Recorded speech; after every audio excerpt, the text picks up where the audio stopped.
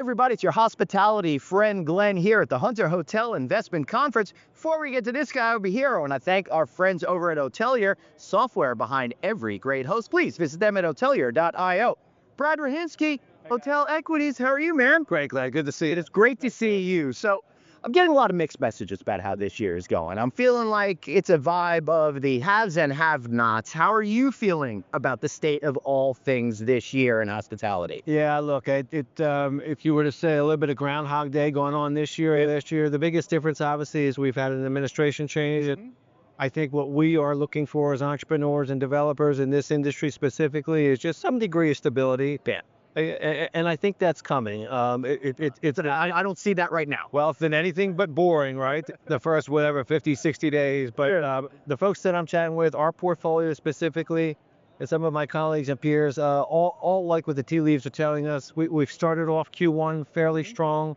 We like what we're seeing from forecasts and projections going into Q2 and Q3. So we feel good about it from a Guest point of view. Yes, and also from a development standpoint. Right. We think money will start to loosen up a little bit, cost of capital potentially a little bit less than where it is today, or certainly than last year.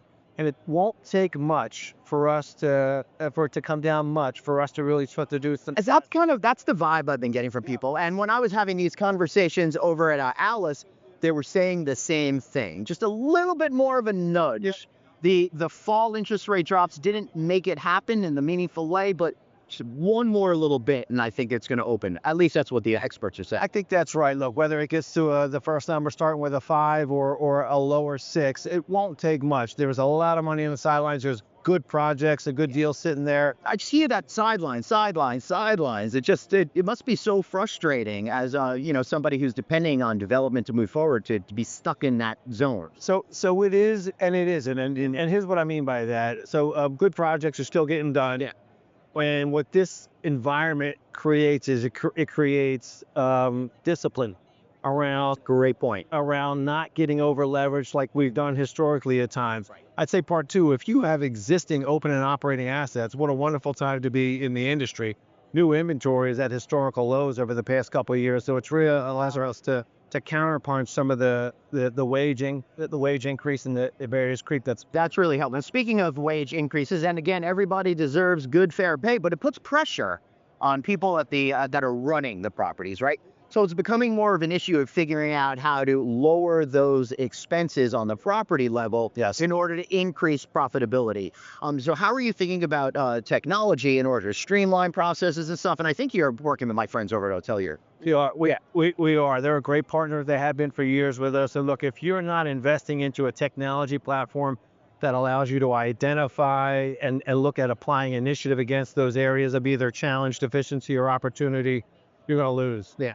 Because to your point, there are certain things that you just have to do today that are just table stakes. If you're not paying your people, somebody else will, and you're going to lose talent. Yeah. And that's going to cost you much more. No question. Yeah. Which is why you got to use technology. It's why you got to look at other areas in the P&L, the meat of the P&L, where they are historically static numbers, and see where you can apply opportunities into that. So you got to pay your people. Yeah. Or they won't be your people. Yeah, exactly. And listen, you're going to be able to do more with less with technology, but you've heard me say this 1,000 times. This is the year where I am preaching humanity in hospitality. Everything happens because people are serving people, and we should never lose sight of that, right, friend? The war on talent is over, and talent won. But yeah, and you're right. We got to take care of it. Hey, when talent wins, Hotelier. That's exactly right. I think so. Anything final you want to say? No, look, bullish about the year as we tend to be. We are an optimistically SF-full type of organization.